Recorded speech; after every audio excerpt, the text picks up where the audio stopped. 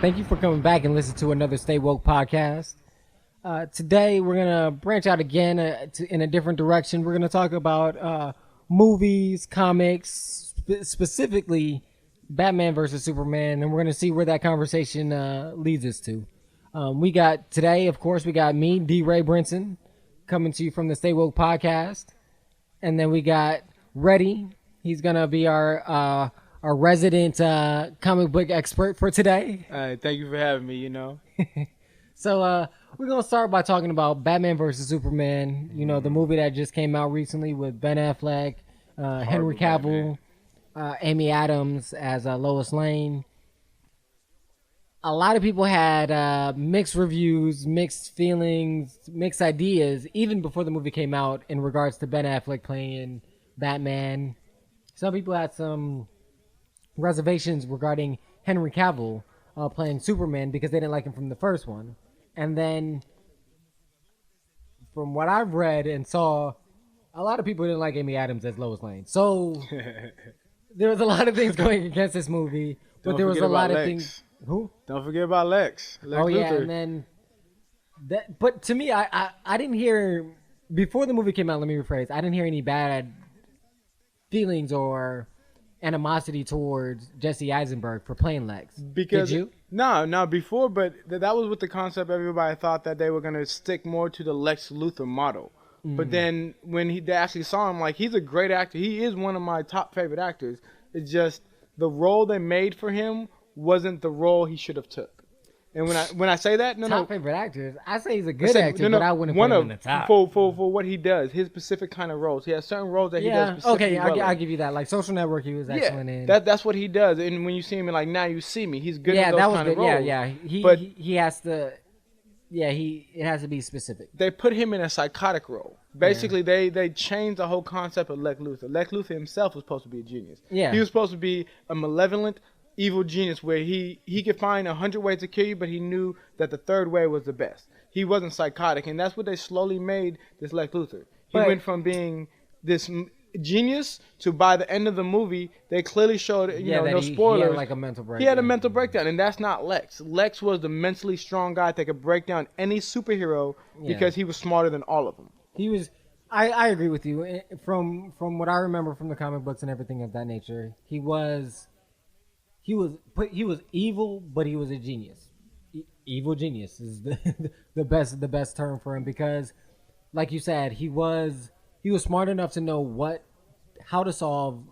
He could, if he really devoted his mind to it, he could have solved like the world's worst issues, like starvation. Correct. In certain water, times, he has things of those natures. If he just devoted his time to something positive instead of more self-centered, self-reliant and selfish. And if they really wanted to use the best Lex Luthor, if you go back to some of the old cartoons, they should have went with the Young Justice. Young Justice had the epitome of what Lex Luthor was supposed to be. Lex Luthor himself was a selfish genius, but when time came, he always had a plan behind plan. You thought you would beat him, but he would already have something. The one they used this time was more of, yes, he was smart, yes, he had ulterior motives, but it never gave a clear, defined reason. They showed a strong hate for Superman through Lex, but they never gave the reason why. They only showed the fear. And if you ever look at all the comic books, all the cartoons, all the previous movies, any other Superman movie of any sort when Lex Luthor was introduced, they gave a rich story of why Lex hated him. And it usually wasn't around that, he was an alien, he had power. It was because Superman would not bend to Lex Luthor's will. Exactly. And that's what it was. That was what it was. It was he's used to getting everything and anything that he wanted. And the one thing that he wanted was, either Superman's powers or the ability to control Superman's powers. And they didn't show that whatsoever in the movie. I do feel... Well, my question would be then...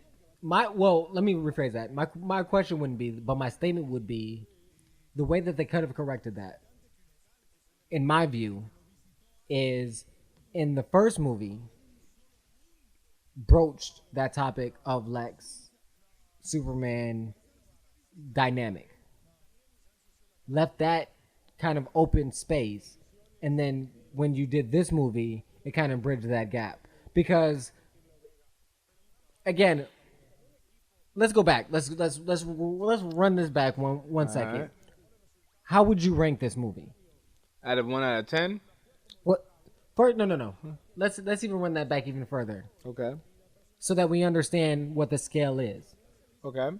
If out of all the Superman or not Superman, all the comic book movies, all the fantasy movies, all those type of movies, comic book lore or anything related to comic book lore or science fiction, what would be your ranked 10? Number 1. I wouldn't have a rank 10, but I would have a rank 9, and that would have to be X-Men Last Stand. And the reason why I would X-Men say Last Stand or no, First Class? Ooh, First I Class. was about Yeah, to say, because Last because if you Stand was said not Last the movie. Stand, That wasn't the You movie. lose all credibility. Everything is gone. It's First Class. You are now no longer the expert. You're kicked out of Stay Woke Podcast. Go back. Because No, you're right though. Last Stand was not the If not you're the gonna movie. put that over First Class, I revoke your card. But I agree with you. First Class, out of all of the movies that are ever done, captured the relationships the problem between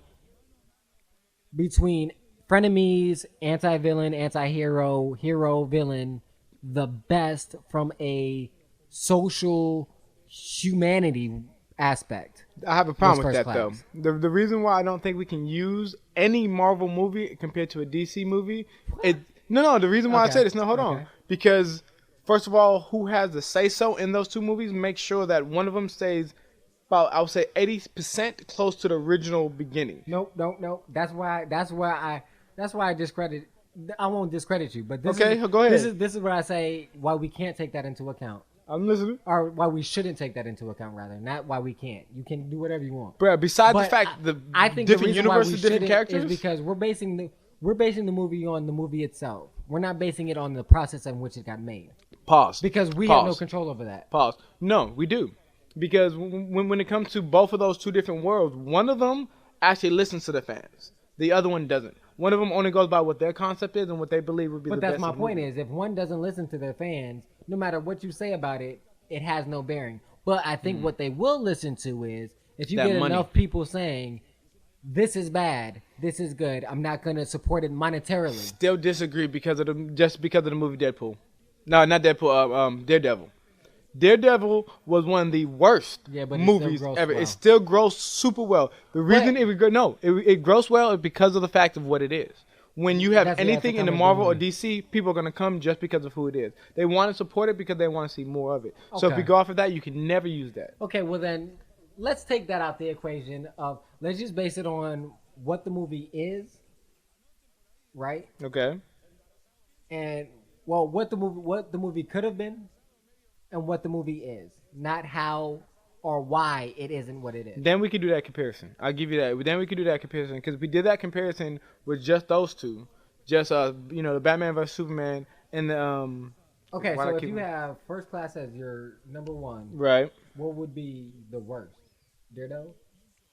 Daredevil would be close, but that's a hard one because there's been some horrible movies.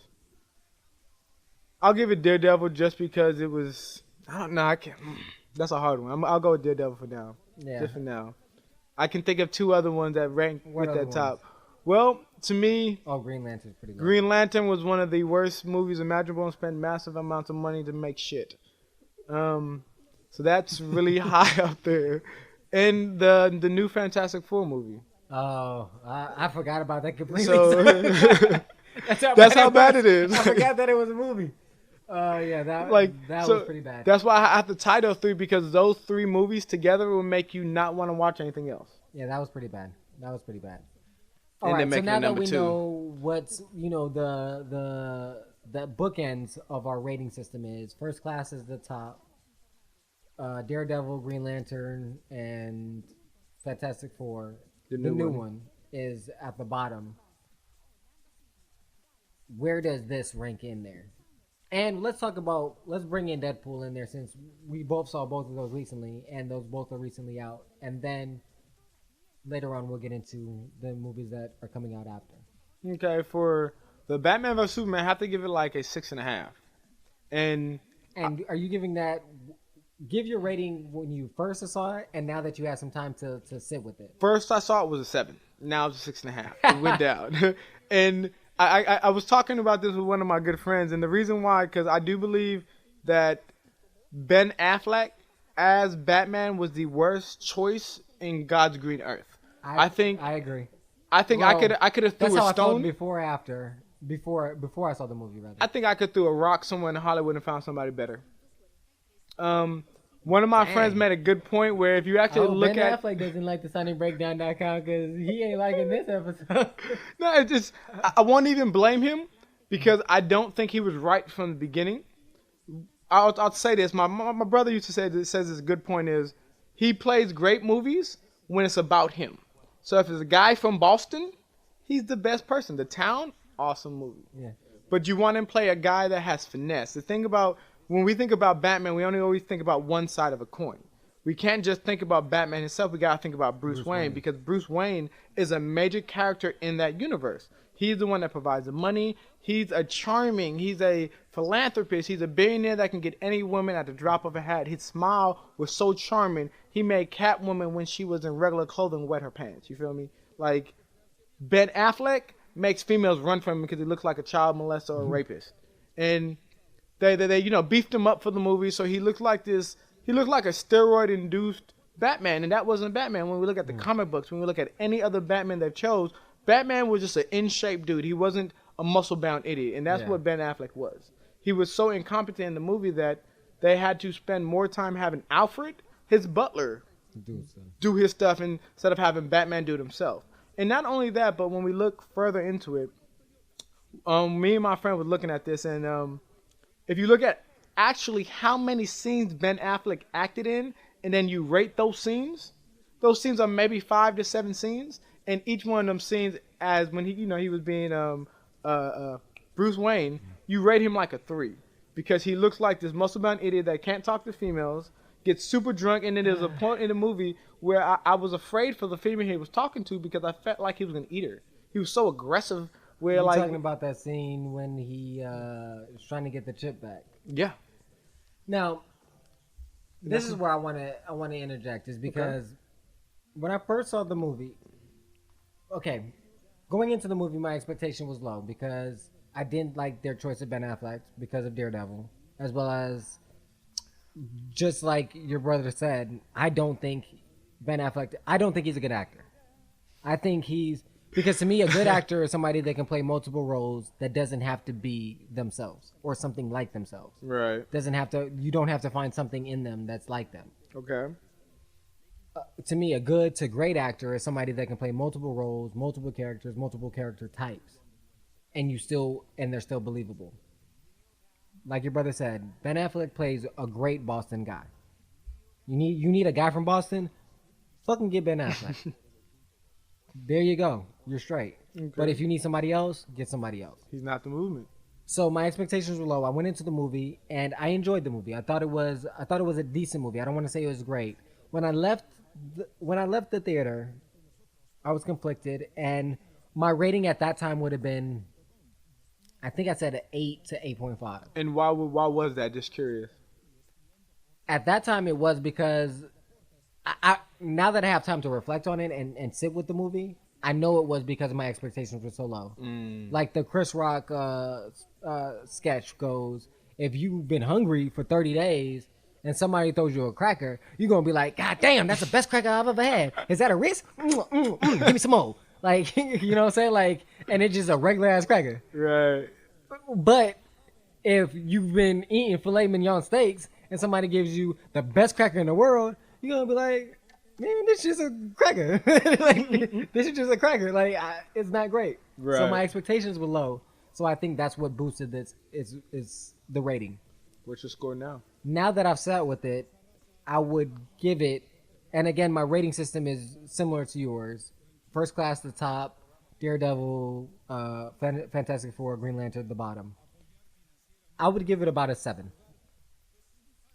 The reason why I give it a 7 is because I think it was the storyline I thought was well done. Pause. How?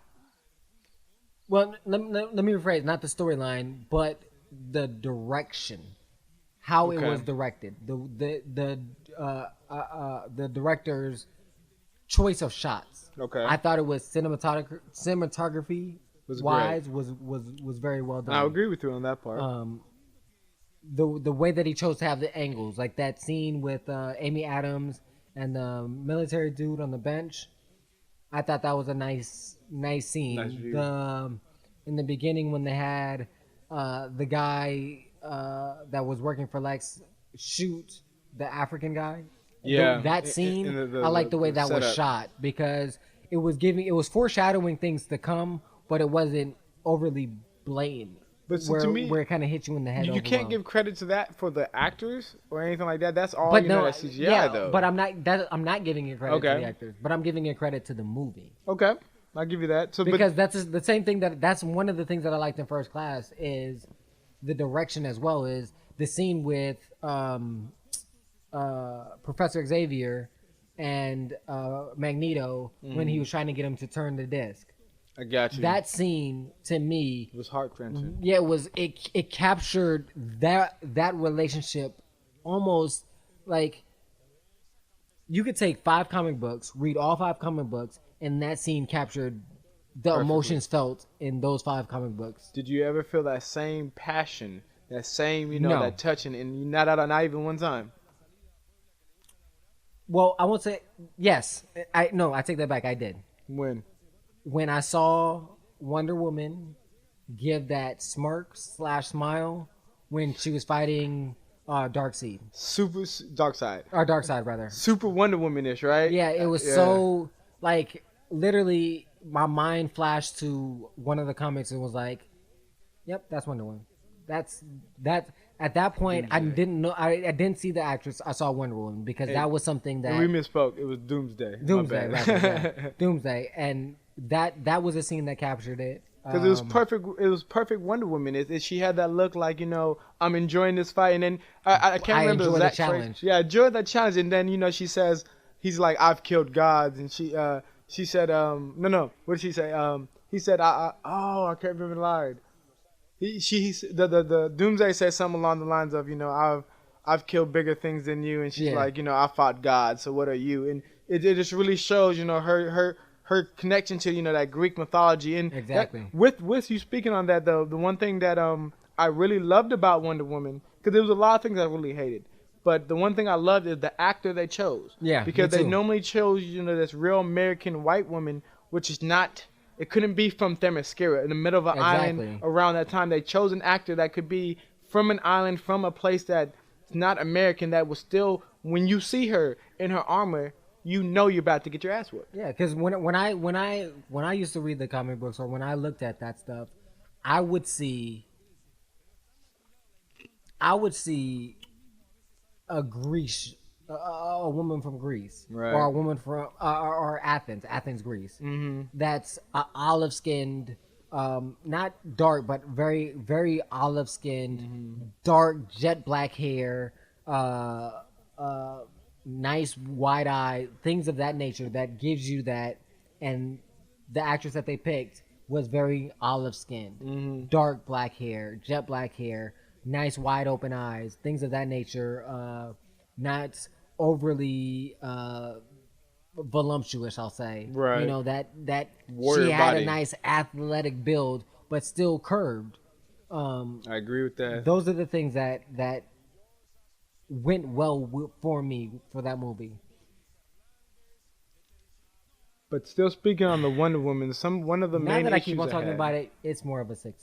See? Every Because time I when you think start about to the think about it, it movie goes more, lower. It goes lower because I didn't like. I didn't like the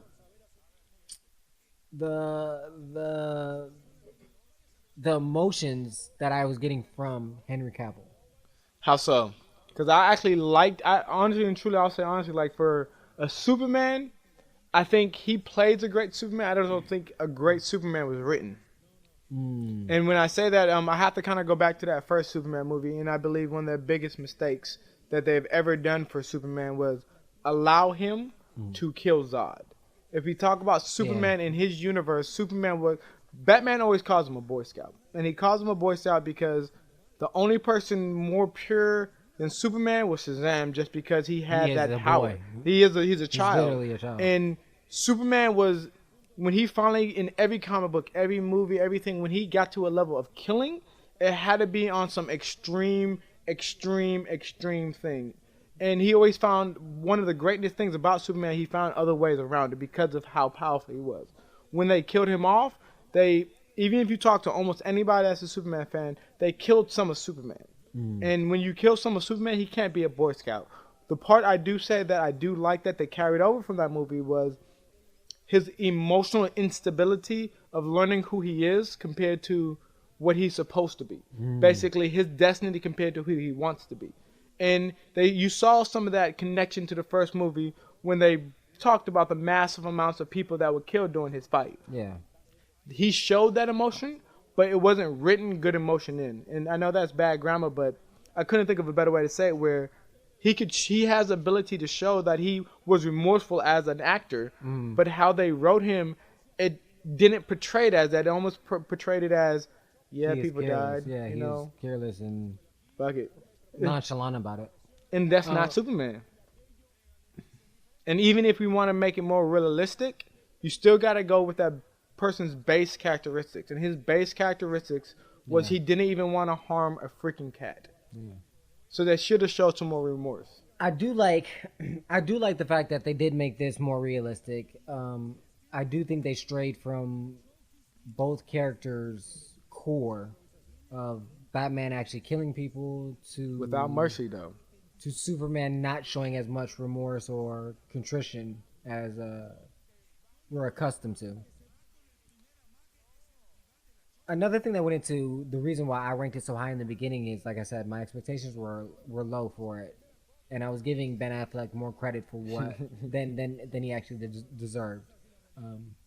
Because that stat that you bring up about that he only literally was acting in about 5 scenes, that wasn't Batman, that he was only in Bruce Wayne. Now, there was a scene that I do think that he did actually he performed as Bruce Wayne Clone cell phone. very, very well, was when he did the cell phone scene. Yeah, Again, but anybody that's listening, as you've noticed by now, spoilers are going to be all through this motherfucker. So go see the movie. Or if you're not, it's You're gonna know it today. It's already a little bit too late. So we're going to keep going. But there was a scene where he copied information from the bad guy's cell phone. But pause. And his emotion behind that was what I felt. That was a scene where I felt I was no longer looking at Ben Affleck. I was looking at Bruce Wayne. But the part that killed it for me in that same scene is when he had to call Alfred to help him do it. Yeah. Bruce Wayne doesn't call Alfred to help him do stuff like that. When he calls Alfred, it's to pick him up because he's a bloody mess and he can't get back, or fix one of his vehicles. Yeah. You know, Batman was an independent person, and they gave him that, but they took a lot of it away with so much dependent on Alfred. I do like the choice of Alfred, though. But I think, like I said, I'll say that. I didn't mind that so much. And the reason why I didn't mind that so much Realistic is because premises. it makes it more realistic. There is no way. I don't care if you're a billionaire or not. I don't care. You have to have a team. And he's gonna. To me, it made it more realistic that he would ask him to do that stuff. I get you. To at least ask him to help him with the information. And that's one of the reasons why I liked Batman Begins, Dark Knight Rises, The Dark Knight, all of those, because of the fact that they had Lucius Fox doing the technical aspect. They had Alfred helping with the machines and, you know, the health aspect as his pseudo nurse. And they had Christian Bale doing the fighting. So they all had varying roles that helped create this one. But the This issue one still major is image of Batman. There's still a major issue with that, because even with the the old Batman, when we had Lucius Fox and we had Alfred doing stuff, he still, when it came down to the detective part, which is 95% what Batman is, he's supposed to be the greatest detective in this universe. No, and But hold on. I get that part, though. But when you have to, even as a detective, of course, you're going to use outside sources, you're going to use outside people. But any major piece of information that they gave him, it wasn't from him. Someone else gave it to somebody else. He got it to someone else, or he got it from his butler, which means that he's not the one really being the greatest detective. He has the greatest snitches. He has the greatest sources. He's not showing his actual genius behind his work. It's more showing his genius behind collaboration, which, yeah, it can be more real, but if he's still supposed to be a genius, But that's what I'm you didn't give saying. it to him. But a genius understands what he knows and what he doesn't know. But okay, then what did he know? What he knew is he didn't have that information, but he knew where to get it from. No, everyone else knew where to get it from. He got it from them. Yeah, but he knew where to get it from. Like that's what I'm saying. That's what, for me, that's why I made it more realistic, because there is no Albert Einstein, Socrates, any genius. You ask them a question outside of their field, they're not a genius. Okay. There's been no genius on record that is a But genius in every aspect. if his even if they're Stephen Hawkins is a genius. If his You ask him- geniusness you is ask in him- detectiveness, then you shouldn't have to still have every, like, okay, so the part I 100% agree with you. Maybe his genius was not in repairing of the vehicles. Cool, Alfred had that. Maybe his genius may have not even been in finding the right information. Alfred had that. Maybe his genius was not even finding the clues to link to other people. Alfred had that. So you gave him no ability to really do it. Everything that he did that was great was not him. When he fought, it was not really him, because the only time he fought Superman, the only thing that was him was the suit. The suit was made by Alfred. So in the end, you still didn't give him any other credit. So even if he needs collaboration, it showed so much collaboration and took away from all the genius that was Batman. All he looked like was a rich boy that knew how to fight, that happened to have the right connections. He didn't look like the rich boy that knew how to fight with the right connection that was a genius. They took that away from him. Now that I can see that. And if we speak on this, one of the major parts you talked about, the times that Ben Affleck showed that he was, Bruce Wayne, that he could be Batman. I want to go to a major part where, to me, because of the writing, took away from him being Bruce Wayne in Batman all in one scene. There's a scene where he's trying to copy the hard drives of Lex Luthor, and he goes all stealthily. Yeah. Even though, I'll give it out. His butler helped him. I'll give you, he needed help. That's fine. That's cool. Whatever. To get to the location where he should have known in advance, because he's supposed to be a detective. But I'll let that go. But when he connected his little machine to the hard drive, it got stolen. That's not Batman. That's not Bruce Wayne. No one takes Batman's Bruce Wayne stuff without him knowing. That's not just something that happens and then you don't know how to get it back. That's not Bruce Wayne. The only person that had that ability was one woman, and one woman live, and it wasn't Wonder Woman. It was Catwoman. Yeah. And they didn't give it to her. If you can be stolen by an Amazonian, that's not finesse. Amazons are not finesse. They're about whooping that ass. Yeah, they're about power. They have agility, but it's not stealth. Mm.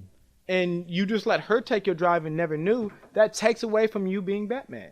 No. And not even, just let alone, I talked to my girlfriend about this, because she's not really big into the comic books.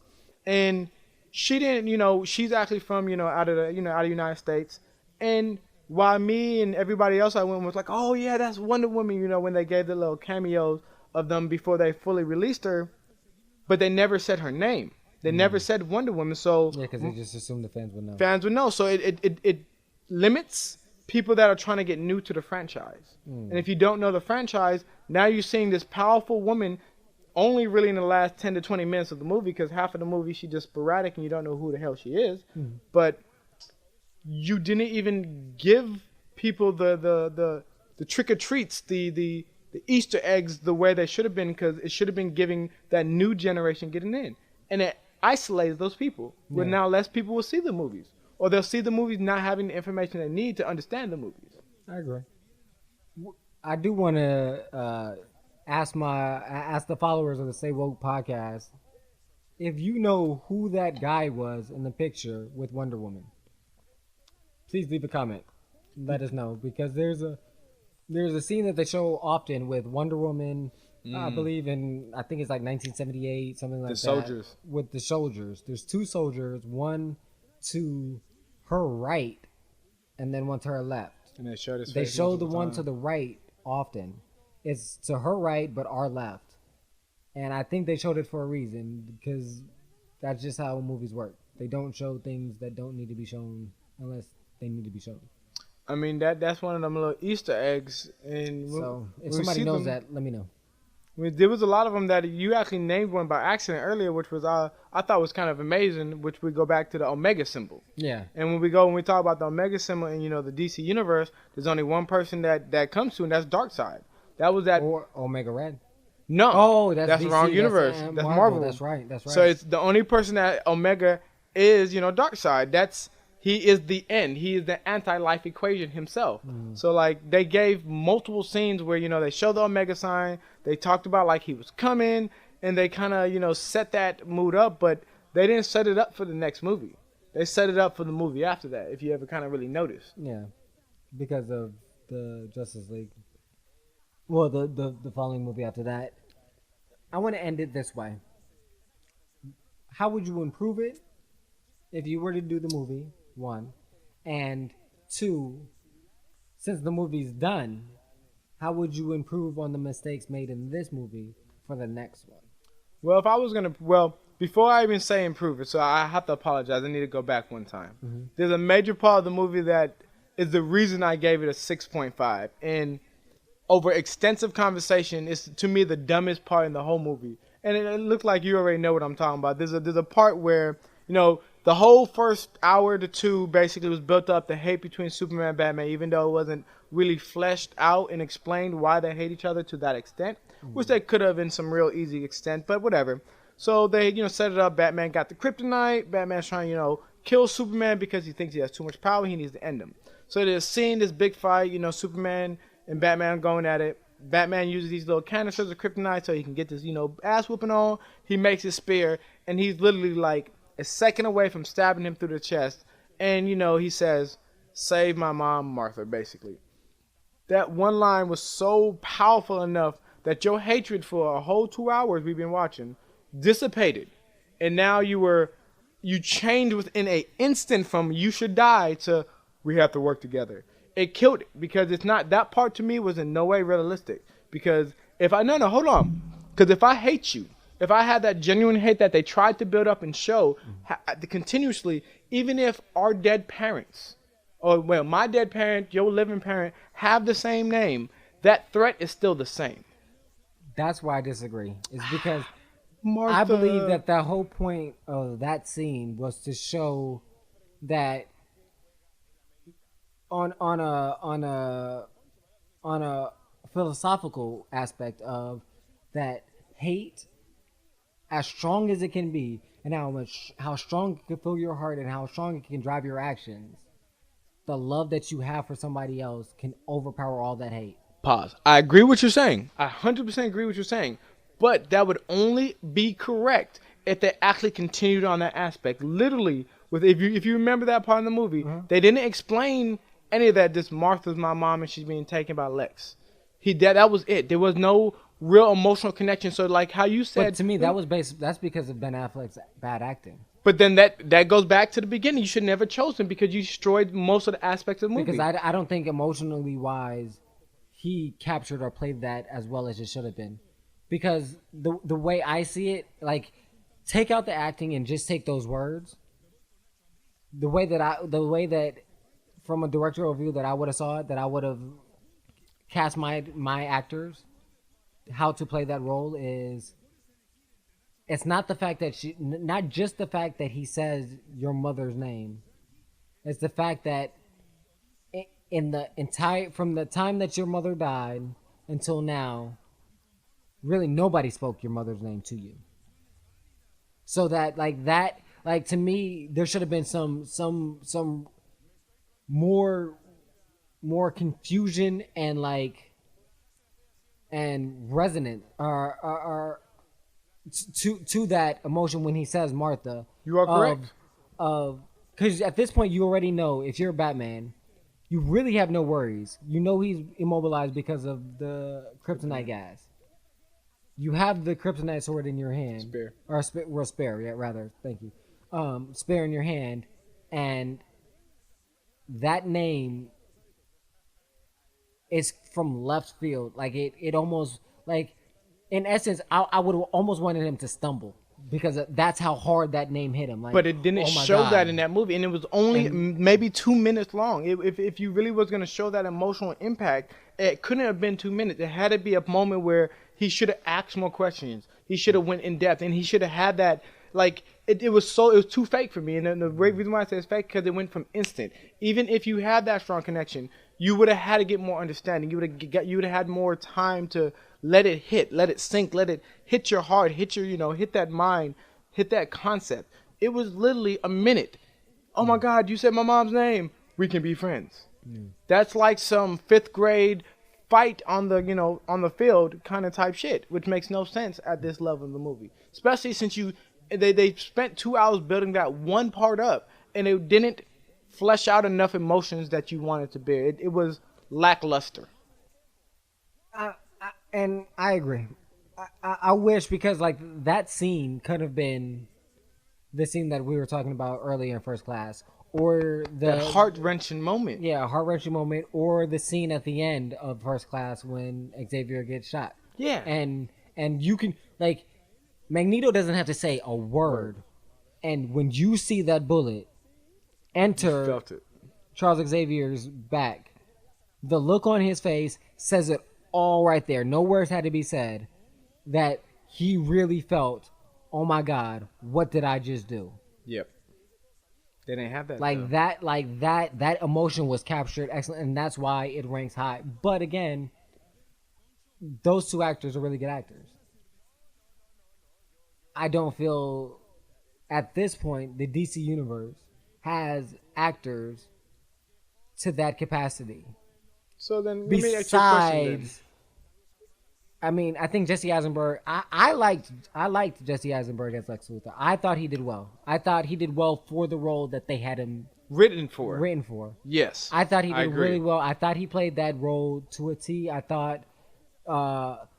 I agree with you that they had Lex being more Joker-esque than, because if in that world, Lex and Joker were basically the same. The difference is the Joker allowed his Psychotic nature to take over. Yeah, his psychotic nature to take over his rational side.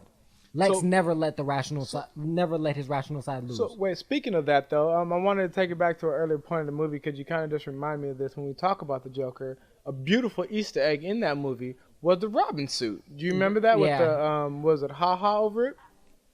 I liked that reference. I didn't like the reference of the dream sequence. So speaking of that, I want to talk about that too because I had talked to one of my friends about a certain part that me and my brother had talked about that I thought was an impactful part, but then as the more I realized it, it didn't make absolutely no sense. So as we know, Batman in that particular movie was having, some night terror type stuff. And there's a part where the Flash comes back in time. Oh, so that was the Flash. That was the Flash. So it wasn't the Red Hood. It wasn't the Red Hood, which is another reason why it's an issue, but it was the Flash that came back in time and For the Flash paradox. for the Flash paradox, but it was in a dream. So it technically makes no damn sense. And that's remember, that was one of the issues I had as well. Is I didn't get. At first, I thought it was the Flash, but then I didn't think it was the Flash because the suit looked weird. The Flash himself is not the typical It Flash. looked kind of like mechanical. They changed the look of the Flash. Flash was a blonde-haired, geeky dude. Now he looks like a stoner. Yeah, so that was inconsistent. I didn't get. I thought, like I said, I thought it was. I don't know who I thought it was. I thought it was the Flash, but then I saw the suit and I was like, that can't be the Flash. That didn't make sense to me. Or none of the rest of the dreams. The more and more I talk about this movie, the more and more I think about it, Lower the rating. worse and worse it gets. I don't even want to spend time talking about how to improve it because there's no point. The movie's out. But let me ask you a question, though. Mm-hmm. So, as you know, this was supposed to be that beginning of a multi-level series of movies. This is the beginning of the setup of some major upcoming movies. We got the, Wonder Woman coming out next year. We got, the Flash coming out, I think like 2017 or 2018. And Aquaman. We got Aquaman. They had a nice little cameo from Aquaman, nice little cameo from the Flash. And then they set up, the dark side slash Cyborg with the mother box and Cyborg being halfway there. Do you think that that was actually well done, or do you feel like there could have been more to set those movies up, the connection to the Batman vs Superman universe? I don't think that there was more that could be done in essence without causing the movie to be longer than it already was. Right. I think if they had better actors, they could have cut some of the scenes because you would have captured those emotions in less scenes. Right. And if they would have had better actors and they captured those emotions in less scenes, then you would have more time to add those scenes to buff those introductions of Cyborg because they looked a little bit forced. Yeah. It was real quick, real hard. Click on each one. Saw at least a good little, 10, 20-second clip, which gave you that at least that introduction. But I think it was better than nothing. But I think, like I said, I think if they had better acting, cut the scenes due to you got that emotion in less scenes, you have more time. You can flesh out those ideas more with introducing the new characters. But there is something that you said that kind of I wanted to touch on that I disagreed with. So you talked about Superman. What's the actor's name? Henry Cavill. Henry Cavill. It almost seems like you may have not liked him as Superman, but I want to say I liked him as Superman, and I liked the way he was written as Superman. This is why I gave the movie a higher rating, because I do think the concept of how they wrote him as Superman was good. I think on the level of the way they wrote it. They showed him in his godlike status, where there was times where people worshiped Superman because he was like how Lex said in the movie, a god from heaven, because he had that godlike ability where people didn't know what to do. The part I didn't like is they made him a punk. They made him they did. Where there was never a time in any comic books where someone had so much power over Superman where he would bend his will. And that even if you want to make it realistic, you made it where something as simple as you got his mother. And then that's the other part. Everybody knows his secret of who he is.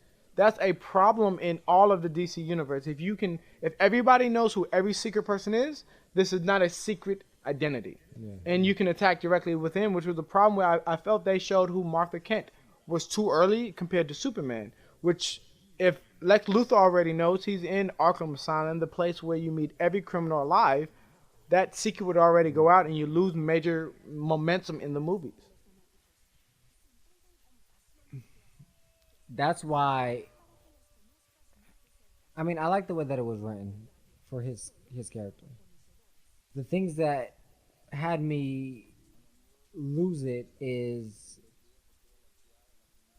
certain scenes with Lois. I didn't feel. I didn't feel the connection. I didn't feel the chemistry. Okay.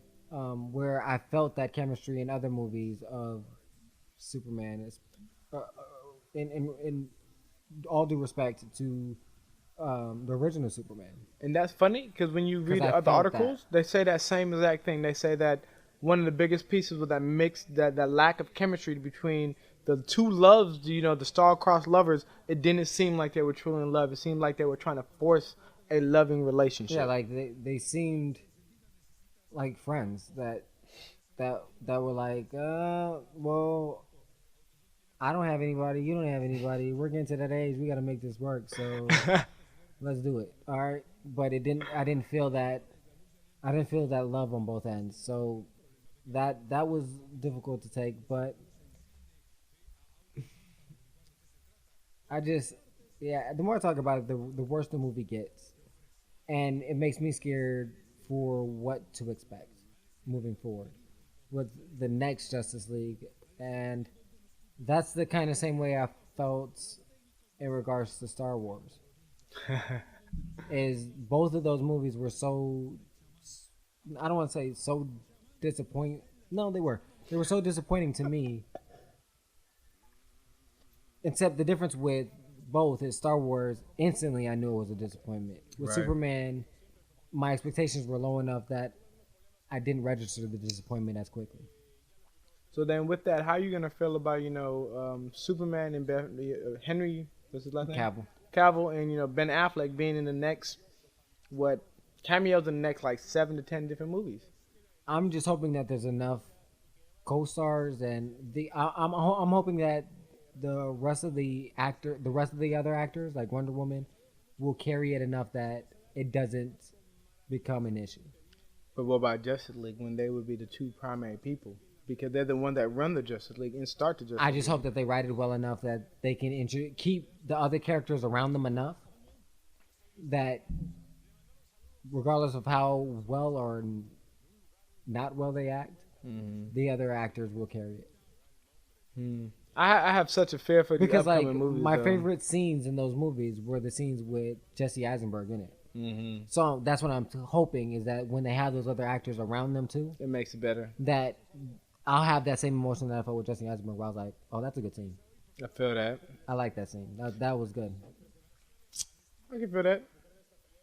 It's So, I know we've been talking your guys' ear off for a minute about these movies. Let us know if you like the commentary on Batman versus Superman. If you want us to talk about other comic book movies, the movies that are coming out, because we have a lot of movies coming out. We got X-Men Apocalypse, correct? in May. In May, we got Suicide Squad. In exactly August. Suicide Squad in August. Wonder Woman coming out next year. Doctor Strange coming out next year. Exactly. Gambit coming out next year. Black Panther, Civil War. Such a great lineup. Civil War is coming out. Civil War. I'm so excited. So if you want to hear us have discussions on those movies, either before they come out or after they come out, or if you want us to give our takes on the movies, leave comments in the sections on the sonicbreakdown.com on the Stay Woke podcast page. We appreciate, again, you rocking with us, listening to us, and show us your love. Let us know what your favorite superhero, DC, Marvel, whatever. If you like the, Mike Morales, or is it Miles Morales? Miles Morales. The new black Mexican Superman, or Spider-Man, excuse me. He'll be in Civil War. Iron Fist is coming on Netflix. You got Daredevil, Cage. the new season of Daredevil that came on Netflix. Luke Cage, Elektra, the second season of Jessica Jones. So you got the second season of Flash, first season of DC Legend, Arrow. third season of Arrow. So comic books are not going anywhere soon. They're here to stay. So spread your nerd wings and fly. You know what I'm saying? So again, check us out on the sonicbreakdown.com. Thanks again for listening. This is D. Ray Brinson, and I would like to thank our guest, our quote unquote comic expert over here. Thank you Reddy. for having me. Thank you. And then again, I want to thank our great, wonderful producer that's allowing us to stay in the Stay Woke podcast to the break of dawn, drinking this Red Cup, boys. Swish, swish, swish. There we go. To bring you another podcast. So thanks again to producer William West. Check out his stuff. Check out the About Us page. We'll have information about everybody that either was a guest host or a guest on it, or producer, or had anything to do with the Sonic Breakdown. We'll have their information up on the About Us page. So leave us a comment. Donate. This ain't cheap. Our donate pages, our donate link is on each page of the Stay Woke podcast, or the sonicbreakdown.com, excuse me. And again, check back with us. Live, love, and above all, listen to great music. And now, watch some great movies.